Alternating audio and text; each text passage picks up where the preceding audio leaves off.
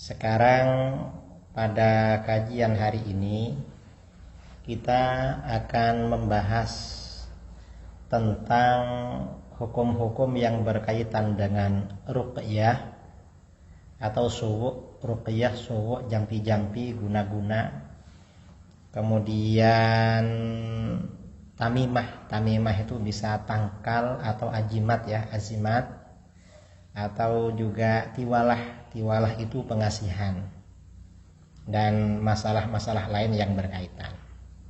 Ini mengapa perlu dibicarakan? Karena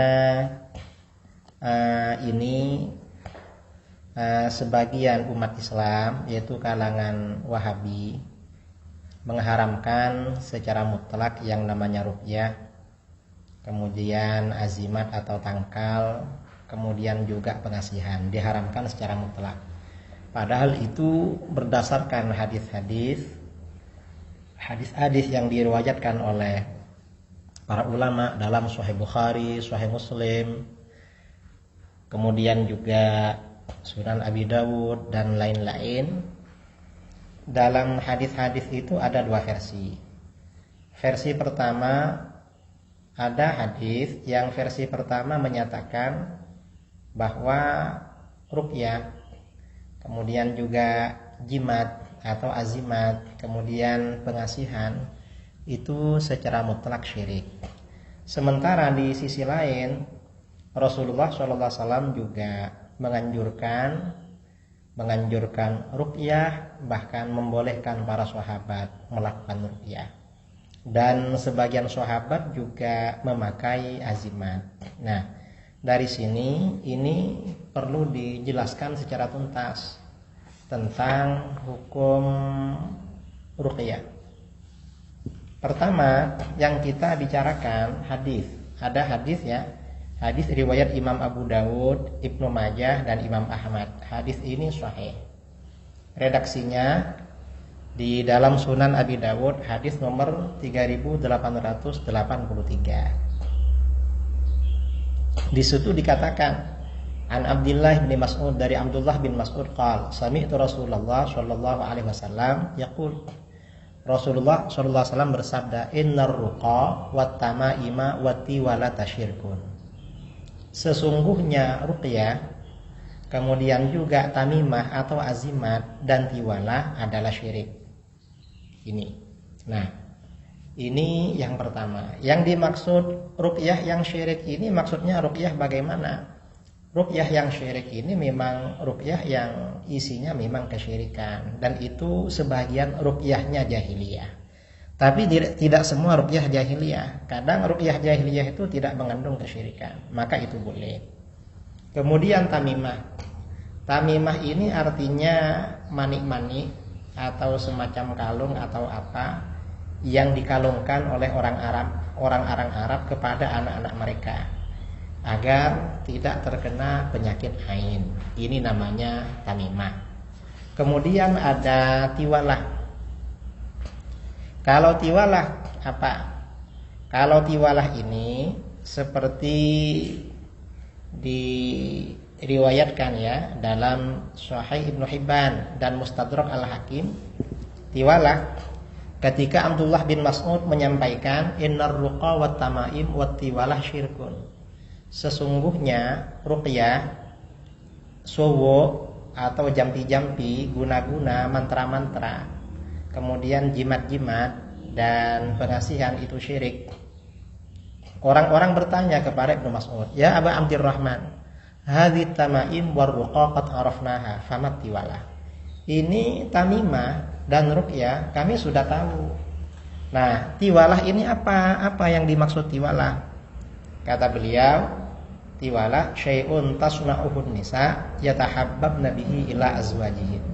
Sesuatu yang digunakan oleh orang perempuan agar selalu dicintai oleh suaminya. Suaminya agar tidak tertarik pada perempuan lain atau tidak kawin lagi, fokus pada dia. Ini namanya tiwalah. Mengapa disyirikkan? Karena ini termasuk sihir. Nah, yang seperti ini, tiwalah yang seperti ini yang dikatakan sihir, yang syirik ya, tiwalah itu. Atau kalau di negeri kita, sebagian dukun itu ada praktek yang namanya lintrik, dukun lintrik. Kalau ada suami istri bercerai, suaminya ingin balik lagi, istrinya gak mau. Atau istrinya ingin balik, suaminya gak mau. Biasanya dibuatkan alat-alat, ada benang, ada apa, kemudian ditanam di mana dia pernah lewat atau akan lewat, nanti balik lagi.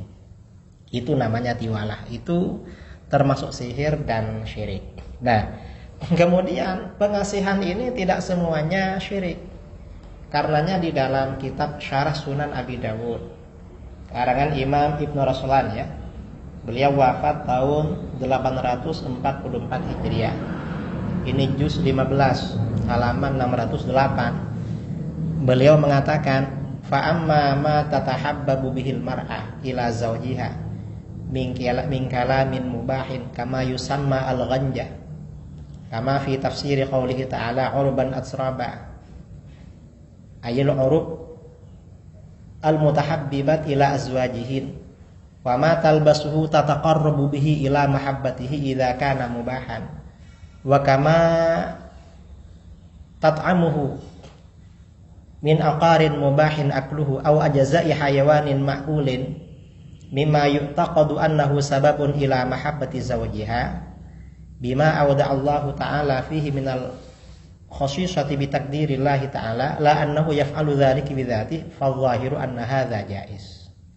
Adapun sesuatu yang digunakan oleh perempuan agar dicintai semua suaminya, misalnya berupa kata-kata yang dibolehkan, kata-kata rayuan atau apa, atau misalnya sesuatu yang dipakai oleh perempuan dan pakaian itu memang boleh biar tambah cantik, suaminya tambah cinta, atau sesuatu yang dimakan oleh perempuan seperti rempah-rempah atau bagian-bagian hewan yang bisa dimakan, yang diyakini bisa menjadi sebab suaminya cinta pada dia, sebab Allah meletakkan keistimewaan dengan takdirnya pada sesuatu itu, bukan karena itu sebenarnya yang mendatangkan cinta, maka ini hukumnya boleh.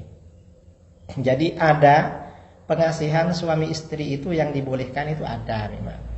Apa? Seperti kata-kata rayuan, atau misalnya pakaian yang indah, atau makanan rempah-rempah.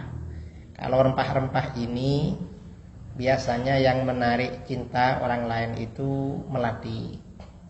Kata orang-orang tuh, orang kalau sering minumannya dikasih melati disukai. Kalau hewan ya, hewan yang mendatangkan cinta ini kalau dimakan katanya arnab. Di sebagian kitab tuh arnab atau terwelu. Nah, kalau pengasihannya seperti itu gak apa-apa itu. Karena tidak ada yang mencegah dalam syarak. Ini kata Imam Ibnu Raslan Asy-Syafi'i. Beliau seorang ulama Syafi'i, Ar-Ramli Al-Maqdisi Ar-Ramli Asy-Syafi'i. Jadi gak apa-apa. Nah, ruqyah itu gak apa-apa ruqyah, jampi-jampi, guna-guna, mantra-mantra gak apa-apa. Selama jampi-jampi bacaannya bukan perkara syirik. Ini redaksi Abu Dawud. Kalau redaksi Imam Muslim, malam yakun fihi syirkun. Selama tidak mengandung kesyirikan, guna-guna, jampi atau mantra, selama tidak mengandung kesyirikan, gak apa-apa. Gak apa-apa. Nah, wafihi ini kata Imam Ibnu Raslan ya, fikih hadis ya, hadis ini dalilun ala jawazir ruqa wat tatabbub bima la darara fihi wala man asyar'an mutlaqan. Hadis ini menjadi dalil bolehnya ruqyah, jampi atau mantra atau berobat dengan sesuatu yang tidak bahaya dan tidak dilarang oleh syarak secara mutlak, itu boleh.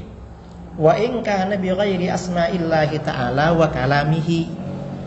Walaupun ruqyah, jampi atau mantra itu tidak menggunakan asma-asma Allah dan tidak menggunakan firman-firman Allah. Misalnya hanya sekedar ucapan-ucapan, kata-kata, tapi memang bermanfaat, itu gak apa-apa. Lakin idza kana mafhuman, tapi kalau itu bisa difahami oleh yang ngerti. Wa fihi al-hatsu 'ala as-sa'yi fi izalatil amrad wal adrar 'anil muslimin bikulli mumkinin jaiz. Dan hadis ini menjadi motivasi agar kita berusaha menghilangkan penyakit dan bahaya dari kaum muslimin dengan segala cara yang boleh, walaupun pakai mantra atau pakai apa, selama tidak mengandung kesyirikan. Artinya apa, saudara? Ruqyah itu tidak harus berupa asma Allah, tidak berupa Al-Quran. Ruqyah itu bisa berupa jampi-jampi atau kata-kata, kalimat-kalimat yang penting tidak mengandung kesyirikan dan terbukti manjur. Ini kata para ulama. Mengapa? Dasarnya hadis tadi. Dan ini yang dilakukan oleh para pendahulu kita, para pendahulu. Karenanya di dalam kitab-kitab seperti Hilyatul Auliya atau Zadul Ma'ad, sebagian ulama salaf, ulama dulu melakukan ruqyah dengan ada mantra, ada kata-kata, bukan Al-Quran, bukan asma Allah, hanya ucapan-ucapan, tapi terbukti manjur. Itu gak apa-apa, yang penting tidak mengandung kesyirikan. Jadi kuncinya yang penting tidak mengandung kesyirikan. Itu gak apa-apa seperti itu. Ini berkaitan dengan ruqyah. Kemudian juga ini ada pertanyaan. Ada pertanyaan ya. Pada waktu di Bima kemarin, bulan kemarin ya, di awal Agustus di Bima, ada yang bertanya, gimana kalau kita minta ruqyah kepada dukun? Dan dukun ini sepertinya kurang perhatian pada agama, bukan ahli ibadah. Maka bagaimana? Menurut kita di dalam mazhab Syafi'i, minta ruqyah ini jangankan pada dukun, pada orang kafir, asalkan ruqyahnya tidak syirik dan itu karena kitab Allah, misalnya kitab Taurat dan Injil, itu gak apa-apa juga. Ini ada di dalam kitab ya, diriwayatkan oleh Imam Al-Baihaqi. Ini riwayat Imam Malik dalam Al-Muwatta. Diriwayatkan oleh Imam Malik dalam Al-Muwatta. An Amrah an Aisyah radhiyallahu anha qalat dakhala Abu Bakar radhiyallahu an 'alaiha wa 'indaha yahudiyyatun tarkiha. Abu Bakar radhiyallahu an masuk kepada putrinya Aisyah radhiyallahu anha, dan di situ ada wanita Yahudi yang meruqyahnya. Faqala, maka Abu Bakar berkata, irqiha bi kitabillahi azza wajal. Ruqyah ya anakku ini dengan kitab Allah azza wajal. Maksudnya kitab Allah, kitab apa? Yahudi ini kan punya kitab suci namanya kitab Taurat, dengan ayat-ayat yang ada di kitab Taurat. Nah, berdasarkan athar ini dari Abu Bakar, maka Imam Al-Baihaqi dalam As-Sunan Al-Kubra juz 9, ini kitab hadis ya, juz 9 halaman 587, beliau mengatakan, wa akhbarana Abu Sa'id bin Abi Amr haddatsana Abu Abbas Al-Ashab amba Ar-Rabi qala, Ar-Rabi berkata, sa'altu Syafi'i an ruqyah, aku bertanya kepada Imam Syafi'i tentang ruqyah. Faqala, Syafi'i berkata, la ba'sa ayyarqiyar rajul bi kitabillah wa ma ya'rifu min dzikrillah. Gak apa-apa seseorang itu meruqyah, menjampi, memantra, menyuwuk dengan kitab Allah atau dengan zikir pada Allah yang dia ketahui. Fakultu, aku berkata, ayarki ahlul kitab al-muslimin. Apakah orang ahlul kitab boleh meruqyah? Maksudnya Yahudi Nasara, meruqyah orang-orang Islam. Faqala, Imam Syafi'i menjawab, na'am, iya. Idza raqau bima yu'rafu min kitabillah wa dzikrillah. Kalau mereka meruqyah dengan apa yang diketahui dari kitab Allah dan zikir kepada Allah. Fakultu, Ar-Rabi bertanya kepada gurunya, wa mal hujjah fi dzalik?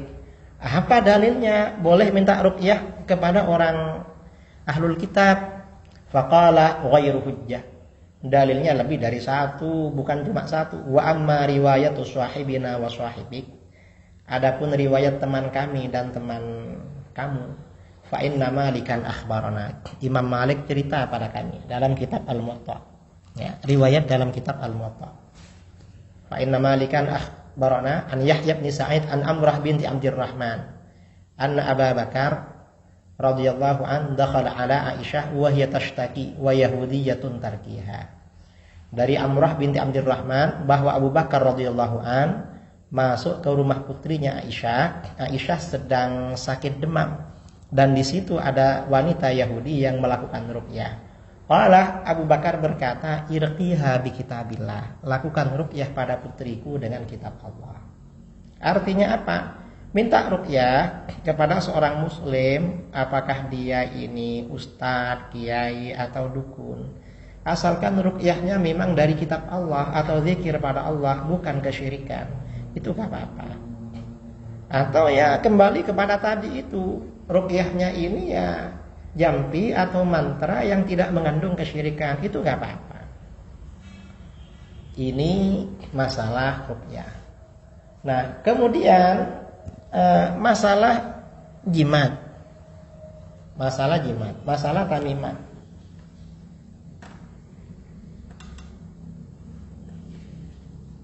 Tadi kita sudah berbicara tentang pengasihan. Pengasihan itu ada yang dilarang, ada yang dibolehkan. Kalau masalah jimat, ya, masalah jimat itu juga tidak apa-apa. Yang penting jimatnya itu berupa Al-Quran atau zikir kepada Allah atau asma' mu'azzamah atau apa-apa yang mengandung keberkahan. Itu juga tidak apa-apa. Dasarnya mana? Ini dasarnya banyak sekali ya. Dasarnya ini banyak.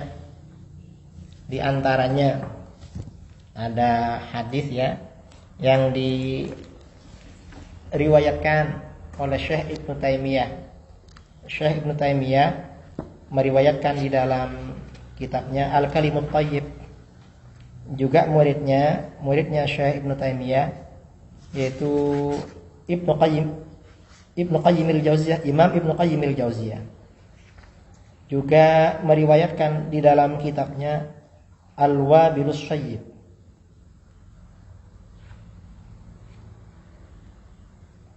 Al-Wabilus Sayyib meriwayatkan ya dari An Amr bin Shu'aib an abihi an jaddihi, dari Abdullah bin Amr bin Al-As qala kana Rasulullah sallallahu alaihi wasallam yu'allimuna kalimatin naquluhunna indan nawm minal faza. Rasulullah SAW mengajarkan kami kalimat-kalimat yang kami katakan ketika tidur, ketika terkejut. Kalau anak kecil terkejut menangis ketika bangun. Maka bagaimana idza faza'a ahadukum falyaqul, kalau kamu terkejut ya, tidur terkejut, ketindih atau apa, tiba-tiba bangun atau apa, katakan a'udzu bikalimatillahi tammah min ghadabihi wa iqabihi wa min syarri ibadihi wa min hamazatis syayatin wa ayyahjurun.